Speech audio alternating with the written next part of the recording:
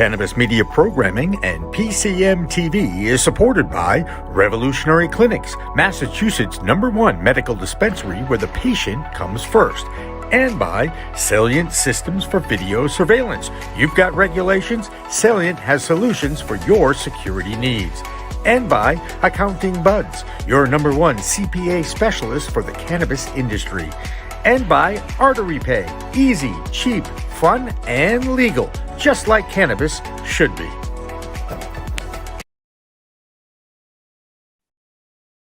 Hi, everybody. Welcome again to the live edition of Green Rush, the business of cannabis talk show on Pro Cannabis Media. I'm Jimmy Young from Pro Cannabis Media. I'm joined every week by my co-host and sidekick, David Rabinovitz, right up here. There he is. And a special couple of guests are also joining us here on the first part of our show. Old friend Curt Dalton, cannabis.net. Curt, good to see you, man. Thanks for having me. And of course, an old friend who's a little busy, I'm guessing, these days. He's appearing just about on every show or all over the place. Is Chris Walsh from MJBiz Daily. Chris, thanks so much for joining us. Thank you. Yeah, excited to talk. I would think so. The 10th MJBiz Con is next weekend in Las Vegas. And all I can tell you is, if I'm as busy as you are, I got to tell you, I'm scared to death with what's going to be going on next week because of all the excitement and all the different interviews we have. How excited are you to finally hosting a face-to-face event again?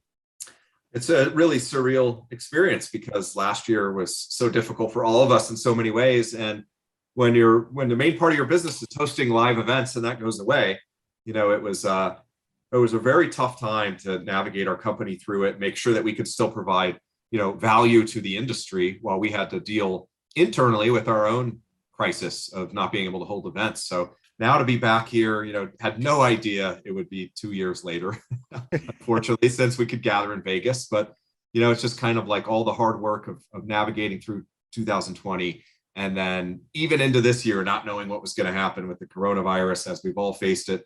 And then being like, okay, we're back in a more predictable world. And now we can really celebrate everything that's happened in this industry, all the good stuff, and then really all gear up for what's ahead. Because I think we've got some exciting times in the coming years.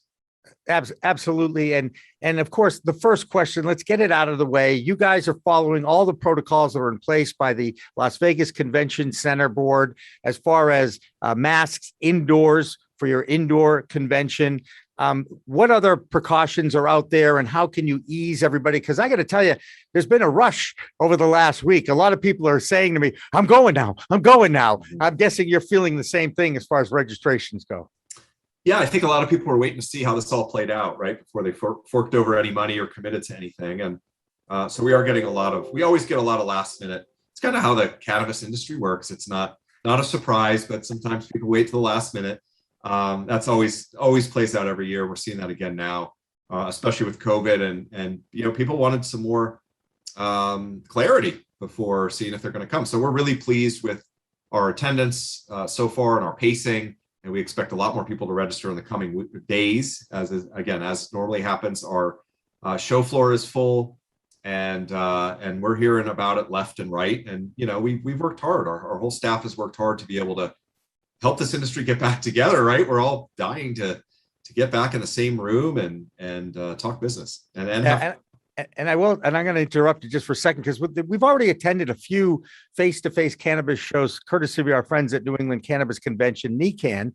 And I got to tell you, the overall feeling of everyone is such a sense of relief and the ability to meet face-to-face or mask to mask, whatever. It's so much different. And it's so important in an industry like cannabis because the plant itself brings a lot of people together and there'll be quite a celebration, not just at your convention, but in that whole town over the next week, right? Yeah. I mean, since we built this MJBiz Con, it's become a premier event in Las Vegas and on the Strip. So, every time I go there for something else and someone finds out, like a cab driver, Uber driver, someone, at the casino knows what we do. And they're like, oh yeah, I know that conference because it takes over a big part of the Strip and there's parties everywhere. And there's a critical mass of people. It's a big conference.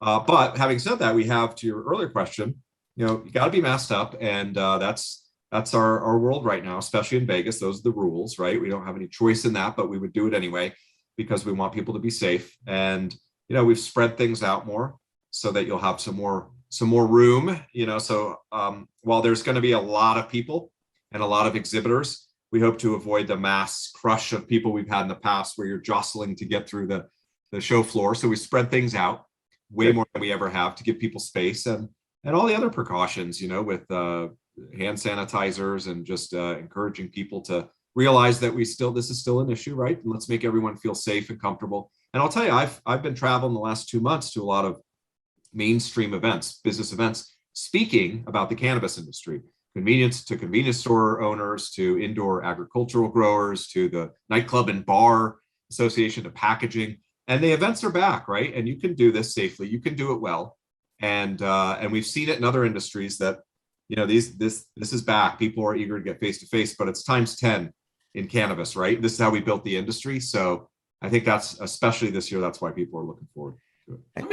How many square feet of exhibits, or how many exhibit halls will there be this year? We're in the central and north halls. So we're in 2 halls with exhibits. In 19, we were just in central. Now, again, we've spaced things out. So we have a full show floor. We've got over 1,200 exhibitors, where initially we were planning for over 1,000. So the response from the industry has been fantastic. But you got to bring your walking shoes and bring multiple pairs, because it's a village here we're building. To go through that show in 2019, when I decided I'm going to walk every aisle, literally it took me the whole day. And people can say, how can it take that long? But the aisles, it was such a huge show. It was what, like 27 or 30,000 attendees in 2019? Yeah, there were over 30,000. Yep. Yeah, it was so many people and so much at each booth that it really takes a while. It really is a fantastic show. Thank you. And we're trying to evolve with the times too. And we have this partnership with Hall of Flowers, which people in California, anyone in the cannabis industry likely knows them. But we're looking at ways to meet the evolving needs of the industry. And while most of our show floor is a lot of the vendors to the industry, the lighting companies, the legal companies, the consultants, the soil, nutrients, software, list goes on and on. We do get a lot and a critical mass of people that are running dispensaries, that are running infused products companies. And so all of them are there. And we're trying to connect those 2 groups better than we have in the past, because we've seen that in the past, you could only do business in your city or state, right? It was hard to expand across state lines for both retailers and infused products companies. But now we're getting to a point where these companies have found ways to develop national brands. So they do want to get together more than ever now. And it's not just about, well, I know everyone in Denver, right? I don't have any interest beyond that because that's where my company is. Now you've got these companies in multiple states. So the need to get together is even greater. So we have exciting new things like the Hall of Flowers experience, which is really going to connect those 2 sides. Curt, I know you just came back from the Benzinga conference, and again, I'll never forget the 3 of us, you, me, and Chris, sitting upstairs in the press room doing our first interview a couple of years ago at MJBiz Con. And it'd be nice to resurrect that again as an annual event. But coming back from Benzinga, is there anything that came up at that conference that you think might want to apply or share with Chris? Well, everyone's looking forward to your conference, Chris, because that's all we talked about at the end. I'll see you in 7 days, 10 days. I'll see you out there where you go. And I guess my question is, how's the international? Like, what are you seeing from 2018, 19 on the international tickets coming in? Is it 50%, 75? We're just curious. I'm sure it's going to be packed, but what's the international? No, that's a great question. I haven't dove into what the exact numbers or percentage are. I can tell you that we had a couple of exhibitors that were outside of the US and Canada cancel over the last couple of weeks, but not as many as we thought. We still have plenty of exhibitors, for instance, from China and Europe, and so it held up better than we thought given the COVID situation. On the attendee side, it's definitely there's going to be less of an international presence than the last couple of years for obvious reasons. People can't get in; they're worried about getting home, et cetera, et cetera. But, it wasn't the drop off that we expected. Even Canada, things have gotten a little better between the US and Canada and travel between the 2 countries. So that is holding up well, in addition to the rest of the world. But while we're talking, actually, I could look really quickly and see how many people we have, like, from different countries. I think, normally we have in the 70s, people from 70 different countries attending. And I don't think we're that far off it this year. So, the international markets in general have had a tough go of it during COVID, and they didn't move very fast. And they weren't moving very fast before, right? These markets take a long time. But there is an international and global element to the cannabis industry, and we absolutely have good representation at the show. Not what it was before, though, to your question. Right. Hey, just so you know, our show is a preview of the MJBiz show, and I think we've got a great lineup. We've got Max Miller from Paybotic coming on, Tony Gallo, managing partner from the Sapphire Risk Advisory Group, Jack Nato, president of Luna Technologies, Maxime, I think it's Cote from the Cannabis Business Advisors out of Arizona, John Hartzell from Dizpot, and Terry Booth, now of Audacious Brands. That's a pretty good lineup for us, but you too have a really good lineup of speakers. Walk us through what the first day is going to be like. I think you do your welcoming remarks at what time on Wednesday morning? 10? 9. 9. So Dan French, get up. You're going out there at 9 a.m., just so you know. It's Pacific time, though. That is noon. Yeah. Noon for us Eastern time. Should be able to make that. Yeah, we should be able to make it. So really quick before I answer that, I did go back and actually we have much fewer international presence or people from other countries. I think we're a little over a dozen. So that the issue with COVID has absolutely affected that part of our industry. And that's also, though, why this week we've been doing digital portions of MJBiz Con for those who can't attend, and a lot of that was focused on the international conference. Or international content, sorry. So that's where we've put that online this year, knowing that a lot of people aren't going to be able to make it. To your question, though, this is, Wednesday, I think, is going to be, it's going to be an interesting morning for a lot of people in the industry, including us, right? People have started going back to conferences. Most people haven't yet been to one, but I think it's just going to be time to breathe it in, right? And you're just like, I don't want to mix that with COVID, right? No, don't breathe that in, but I just mean, like, let's, it's just going to be a weird experience for everyone to be like, wow, here we are again. There's my buddy over there. There's someone I haven't seen in 2 years. Like, we're back. We've made it through this dark period, right, as people. And so, we're kicking it off where, I'll give a good overview of what we've seen since we last gathered in Vegas in 2019. What has happened in the world, but more importantly, what has happened in the cannabis industry for this conference to cover. So what are some of the, there's so much to celebrate, and there's so much we should be proud of as an industry of what we've done in the last 2 years.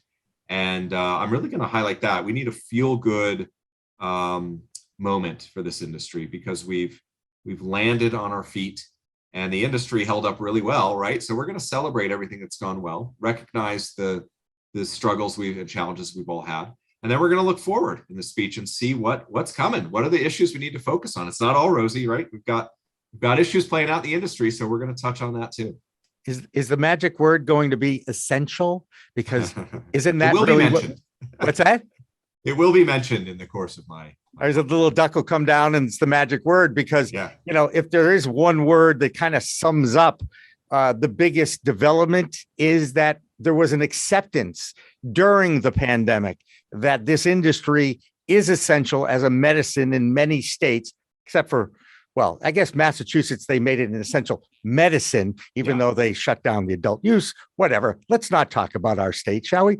Let's talk about the overall industry and accept the fact that there's almost like a sense of maturing going on now, even though it's an adolescent situation, isn't it? Yeah. I mean, there's a lot of maturing going on, and there's a lot that needs to still happen. And honestly, the people who need to really mature are the federal lawmakers, who are just clueless right now, and they're just sticking to 40-year-old perceptions and stigmas. I mean, we all know it, right? It's ridiculous. So who needs to mature the most? It's not in the industry. It's not the weed people. It's the people that have the power to change the laws for the benefit of this whole country that are not doing anything. Right. And you would think that there would be more acceptance amongst my former comrades in the media. And I saw an ugly story in the New York Post, consider the source, I understand, about a research study. and they highlight the fact that cannabis is involved, and they throw in the fact that, of course, if you use cannabis, you're also using cocaine and heroin and methadone and every single drug that's out there. You loop them all together, you're more at risk for COVID now, even though you got a shot. I'm like, well, maybe you shouldn't put all those different substances in your body. Again, do you feel a softening of the stigma at all in mainstream media? Oh, yeah. I mean, I think that, Good. Actually, I think the recent stories like that are exceptionally rare over the last decade. It started with the mainstream media not taking the industry seriously, and it was just, they weren't against it or they didn't come out against it. It was just like, this isn't real. Like, this doesn't deserve our attention unless we can make a bunch of pot puns in the headline and in the beginning of the story, right? And it shocked me how long it took the mainstream media to realize this was a real legit industry. It would be in their backyards, and they wouldn't be covering it like a real industry that's generating billions of dollars. It would just, they just wouldn't. So I've seen a change over the years, and in the recognition that this industry needs to be covered seriously. And I actually think much of the coverage has been favorable in terms of job creation, the tax situation, and what the industry is doing. So I've been happy with that, and I've been happy that people are actually in the media covering it like any other industry and covering it regularly. I think you get to the science side and you get to the studies side and research that groups do. And that's where they start losing, I think, some of their credibility, not in the sense that they should cover these things, sure. And I'm not here saying that everything about marijuana is great. Like, right, we all need to embrace what comes out and understand that it's not all going to be great, right? And we can't just always say, well, oh my God, why'd you write about this? Or why'd you do this study? Or here's a flaw. But I will, having said that, these need to be legit things that we're talking about. And so what you mentioned was a very strange finding in this research study. And it wasn't covered in a way that I felt was very objective. Sure, if there are problems with this, and honestly, I want to know if consuming cannabis makes me more susceptible to getting COVID. Like, I don't want people to bury that story, but it has to be done in a scientific way before you blare out that there can be any type of connection. So you see a coverage like this it's kind of sensational. I mean, you're talking about the New York Post too, but I know that's what they thrive on. It wasn't really grounded, and when you actually read through it, you're like, oh wait, what? Right. Well, that's the key. That's actually the key to consuming content, is to read through it, not just look at the headline. Right. I mean, most people don't do it that way anymore, though. Yeah, I certainly understand that as well. Curt, as somebody who posts on a regular basis, I think you're familiar with what I'm talking about. To me, it's about the balance of the story. If you're going to write a story like that, there's another side to every story. Where is the balance? And I have yet to see that headline, "Cannabis has saved my life." And how many times in this panel right here, we've all heard those stories hundreds of times. But have we ever seen a headline like that? No. Coming from cannabis.net, I'm pretty sure people are going to know which side of the fence I fall on for the support. So I got to be a little careful on how I do my phrasing. Like, oh, you might be a little biased over there. But no, I agree with Chris. I think you're seeing a lot more mainstream media, obviously tax dollars, people getting jobs, accepting it now, as we're, geez, I don't know, like really 8 years in past California and just Colorado. So yeah, Chris is right that now all of a sudden it's not a joke, right? The puns, the pot, this, that, and people are accepting it, trying it, using it during COVID, changing their opinions. And I think the click rates have to adjust, because if your user is now a fan of cannabis in one way or another for a family member, and you see the ad-libbed pot headline that is a little derogatory, they're not clicking on it. They don't think that's as cool. And you're seeing, I think, the headlines adjust, like Chris maybe, inferred. So Chris, who's that? Give me the lineup of your keynote speaker, because I know he has a media background, doesn't he? Oh, our keynote. Yeah. Our keynote is Damon John from Shark Tank. Oh, okay. You may have seen him on Shark Tank, and he's actually speaking on Friday. We've moved the kind of outside main keynote to Friday because we want people to find value throughout the show and not feel like, oh, the last day is it's just winding down, right? So we're trying something different. We're excited for him, but he started FUBU. He's a big investor, and so we're really hoping he's gonna he's going to bring some parallels that will resonate with people in the cannabis industry. He doesn't know all about the cannabis industry, right? But what he's going to teach you are really good business lessons that apply to cannabis too, and talk about some of the issues that are important in an industry like cannabis that he has insight on. So yeah, really looking forward to him. And just some background, we tried to get him a couple of years ago, and he wouldn't agree to it. And when we're talking about how the mainstream and the general population, whether it's the media or people in general, what they think of this industry, this is another sign, right? We were able to get speakers. John Mackey from Whole Foods, founded Whole Foods, also wasn't able to speak in the past, and he spoke at our virtual event in December. Two big names that are now like okay attaching their names and speaking to to a cannabis event and speaking to a cannabis crowd. And I think that's reflective on the fact that you've got companies like Amazon being a little bit more friendly to cannabis and actually helping the cause, among other major companies that are out there that are accepting the fact that this industry isn't going anywhere, and it's going to continue to grow and continue to get bigger and bigger and continue to do great things with the tax dollars, especially on the local, town and state levels. When you start getting hundreds of millions of dollars being infused in the educational systems, I saw this story in Arizona recently that they're putting over $100 million into the education system based on the taxes generated from the sales of cannabis in that state. Of all the states that have legalized over the last few years, did Arizona get it right by just clicking their fingers and saying everybody who's a medical dispensary, you now can do it adult use? Should that be the model that other states are following? You're gonna get pushed back. I know that. Think on this, no matter what you think, right? Like with any cannabis and regulations, like it depends where you stand. I will say, the good thing that Arizona did was open their rec market almost immediately. Right. Like in record time. So right. I give them a lot of credit for doing that and not sitting on this for a year or two and figuring it out. Because we know what this is. If you have medical, it's not that difficult. You don't need to spend 2 years trying to come up with regulations. And so I have mixed feelings on giving the existing medical companies the first crack. And I think it is good in some ways, but and it does get a market moving a lot quicker. Mm-hmm. But I think is what you have happen though, is that you don't open up the market to newbies. And by the time they can get in, so you can have the diversity of fresh blood in the industry, give new people opportunities, right, in this industry, you lose that to a large degree. And in Arizona, it's going to be very hard to increase the number of licenses. There aren't going to be a lot of immediate new opportunities on the retail side. And that's disappointing. So, I think that's one of the drawbacks to how they did it and maybe rushed through the process too. Right. Well, that's fantastic. Any last comments, you guys? Any last questions for Chris? Because we are up against the half hour. I got one. It's been way too much softball for Chris, so I'm going to ask him a tough one. Let's do it. I mentioned you guys as the Wall Street Journal of cannabis, a great acquisition target. You have Green Market Report off the board. You have Pot Guides off the board to Fire and Flower.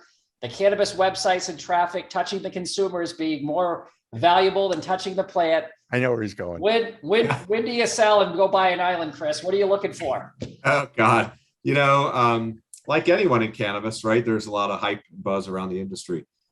So we've always taken a strategy. We're always approached, right? We have been for many, many years. I think we've built a solid business.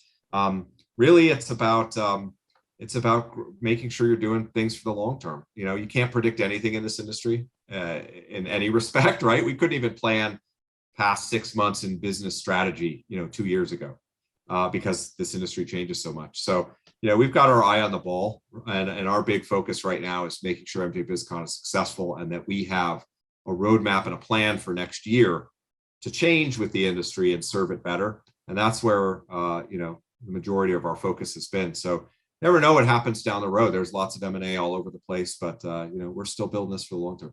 Good job. There you go. Well, Chris Walsh, first of all, congratulations on surviving and getting to the starting line and the comeback. You know what they say, right? It's the journey when you get knocked off your feet, right? It's that coming up off the bat. You've come off the mat. So I look forward to your opening remarks bright and early Wednesday morning at 9 a.m. Pacific, 12 noon Eastern. And Chris, we look forward to seeing you in 3D and in person again for the first time in a couple of years. So as always, thank you. You've always been there for us in this show. I appreciate it. Well, you're doing a fantastic job with this show and all the growth you're seeing. Curt, it was great to see you too. Thank you guys for having me on. Hope to see you in a couple days. That's right. A few days out in Vegas. Yep. And it is a little past 4:20. It's time to fire up. Listen to Jonathan Edwards sing shanty. And we'll be back with our lineup and a preview of the rest of MJBiz Con on Green Rush Live after our friend Jonathan Edwards. Don't go away. PCM TV is supported by Salient Systems, a world leader in video management security, and by Revolutionary Clinics, a medical dispensary where the patient comes first, and by Accounting Buds, your #1 CPA specialist for the cannabis industry.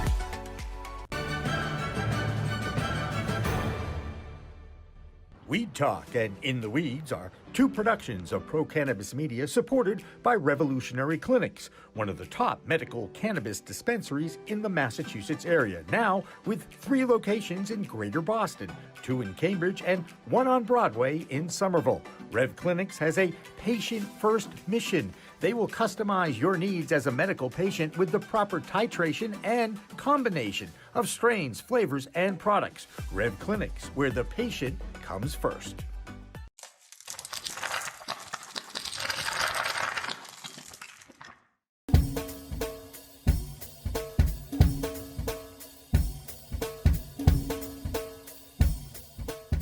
Difference is building a solution for that individual. Not just a custom, here's a box, here's a video, here's how you make your VMS. We custom design and custom build every situation for exactly what the customer needs. And we keep the cost low. We have multiple tiers, as far as what you're looking at on the cost side of things. If you want a one-time, where you just pay one initial cost, we have that. If you want to maintain your system and have the highest protection and highest capabilities and highest upgrades at all times, we have different plans for you. But we scale it so it's scalable and affordable 100%.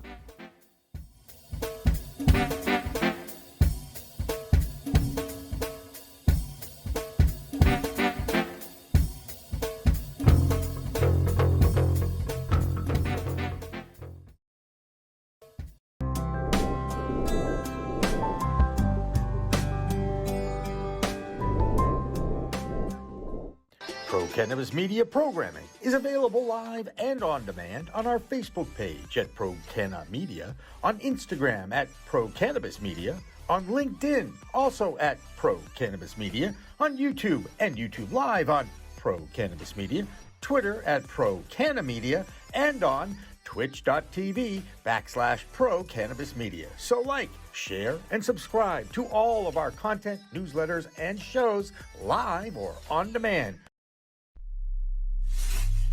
We are Pro Cannabis Media.